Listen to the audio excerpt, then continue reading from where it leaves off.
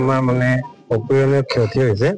অকল গাঁওখনৰ বুলি নহয়, অঞ্চল আমাৰ ধেমাজি জিলাৰ এজন তেওঁ ভাল খেতিয়ক, লগতে কৃষি সঁজুলি উদ্ভাৱক আছিল। তেওঁ ৰাষ্ট্ৰীয় পৰ্যায়ৰ পুৰস্কাৰ পৰ্যন্ত প্ৰাপ্ত হবলৈ সক্ষম হৈছিল। তেওঁ এই গাঁওখনৰ পৰা, যিটো ভিতৰুৱা আৰু অতি পিছপৰা গাঁওখনৰ পৰা ইমানটো উদ্ভাৱনেৰে তেওঁ বহুতো আমাৰ কৃষকসকলক অতি কম খৰচতে উদ্ভাৱন কৰি খুব কৃষি সঁজুলি উদ্ভাৱন কৰি উলিয়াই দিছিল, যিবিলাক নেকি খুব কম খৰচতে কৃষকৰ উপযোগী হোৱাকৈ ব্যৱহাৰ কৰি কৃষক ৰাইজ উপকৃত হৈছিল।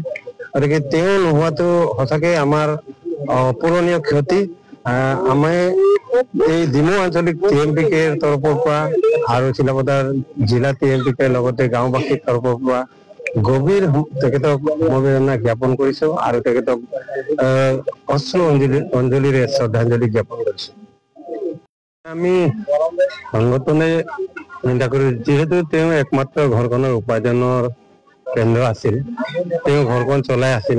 এতিয়া তেওঁ অকালতে বিয়োগ হোৱাত ঘৰখনৰ অৱস্থা অতি দুখজনক হ'ব।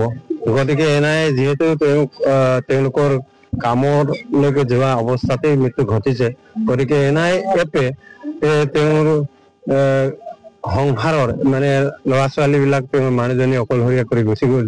মানুহজনী মানে সংসাৰত জীয়াই থাকিব পৰা কিবা এটা ব্যৱস্থা কৰি দিব লাগে বুলি আমি দাবী জনাব বিচাৰো। এগৰাকী যথেষ্ট আগবঢ়া আৰু ইনোভেটিভ ফাৰ্মাৰ। তেখেতৰ বৈজ্ঞানিক চিন্তাধাৰাখিনি যথেষ্ট উচ্চ খাপৰ। আমাৰ কৃষি বিজ্ঞান কেন্দ্ৰৰ তৰফৰ পৰা তেখেতক বহু জেগাত পঠিওৱা হৈছিলে আগতে, আৰু শেষত মানে আমি NIF-ৰ লগত তেখেতক লগ লগাই দিছোঁ। আৰু সেই ক্ষেত্ৰত তেখেতৰ যিখিনি উদ্ভাৱনী যিখিনি চিন্তাধাৰা আছিলে, তাৰে দুটি চিন্তাধাৰা ইতিমধ্যে পেটেণ্ট লাভ কৰিবলৈ সক্ষম হৈছে, আৰু পৰৱৰ্তী পৰ্যায়ত আৰু দুটা চিন্তাধাৰা ইতিমধ্যে প্ৰচেছত আছিলে। আৰু ইতিমধ্যে তেওঁ ৰাষ্ট্ৰপতিৰ পৰা বিশেষ সন্মান লাভ কৰিবলৈ সক্ষম হৈছে।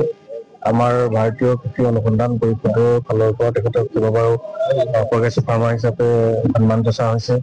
আৰু তেখেত যথেষ্ট মানে ইনোভেটিভ, প্ৰত্যেকটো সদায় কিবা কিবা চিন্তা লৈ পেলাই মোৰ ওচৰলৈ আহে, তেতিয়া তেখেতক কোৱা হয় মানে কেনেকে ধৰণে আগবাঢ়ি যাব লাগিব।